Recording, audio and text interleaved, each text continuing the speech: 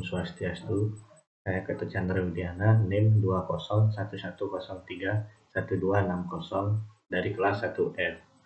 Di sini saya akan mempresentasikan materi kelima, yaitu teori pendidikan klasik. Teori pendidikan klasik. Teori pendidikan klasik berlandaskan pada filsafat klasik yang memandang bahwa pendidikan berfungsi sebagai upaya memelihara, mengawetkan, dan meneruskan warisan budaya. Teori pendidikan ini lebih menekankan peranan isi pendidikan daripada prosesnya.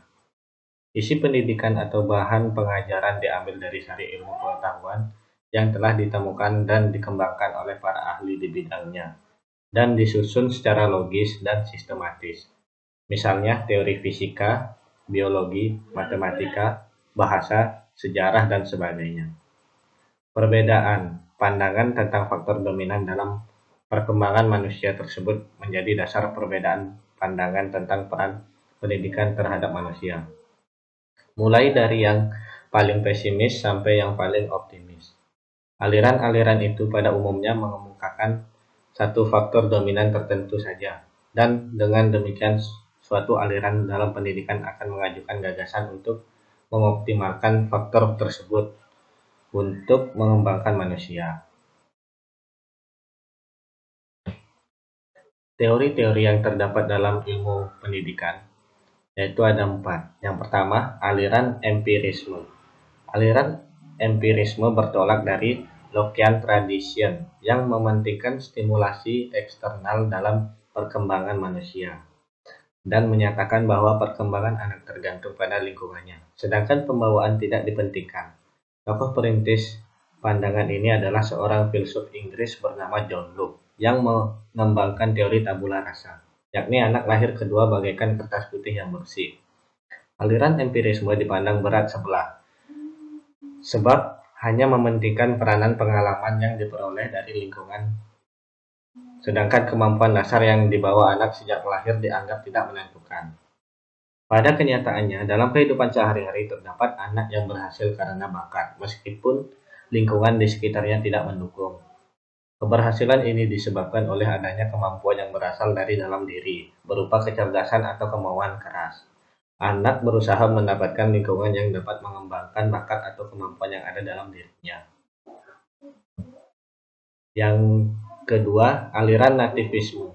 Aliran nativisme bertolak dari Leibnizian tradition yang menekankan kemampuan dalam diri anak, sehingga faktor lingkungan termasuk faktor pendidikan itu kurang berpengaruh terhadap perkembangan anak. Tujuan dari aliran nativisme adalah mampu memunculkan bakat yang dimiliki, mendorong manusia mewujudkan diri yang berkompetensi, mendorong manusia dalam menentukan pilihan, mendorong manusia untuk mengembangkan potensi dari dalam diri seseorang, dan mendorong manusia mengenali bakat minat yang dimiliki. Adapun faktor perkembangan manusia dalam teori nativisme yaitu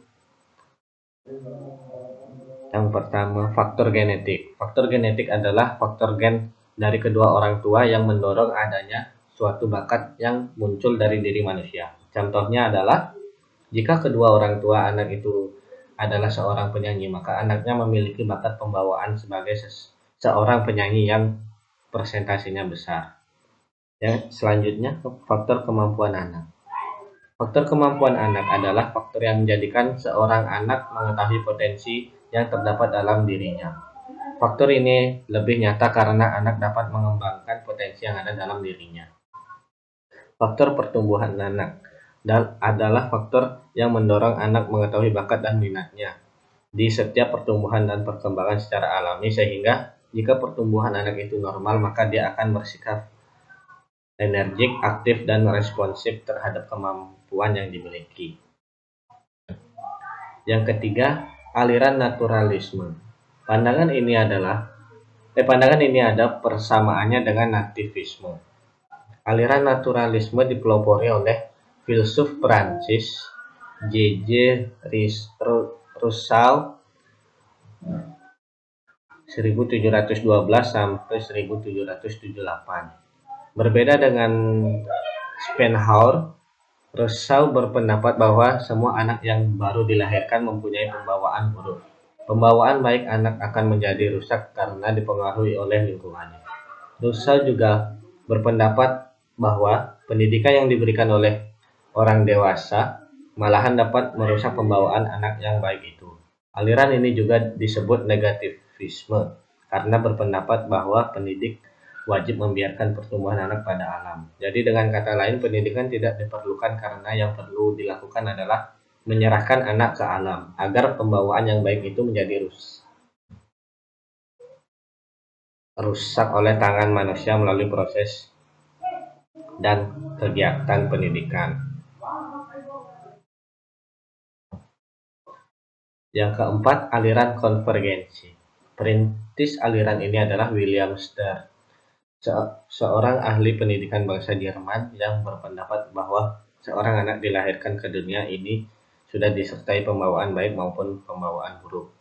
Penganut aliran ini berpendapat bahwa dalam proses perkembangan anak, baik faktor pembawaan maupun faktor lingkungan sama-sama mempunyai peranan yang sangat penting.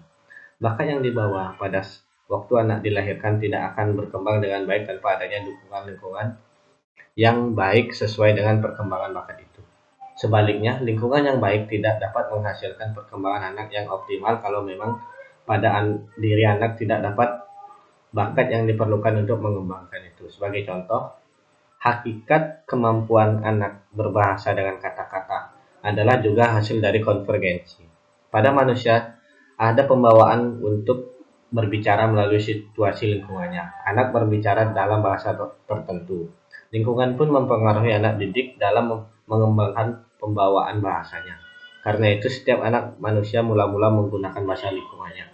Misalnya bahasa Jawa, Sunda, bahasa Inggris, bahasa Jerman, dan lain sebagainya. Sekian dari presentasi saya. Om Santi Santi Santi Om.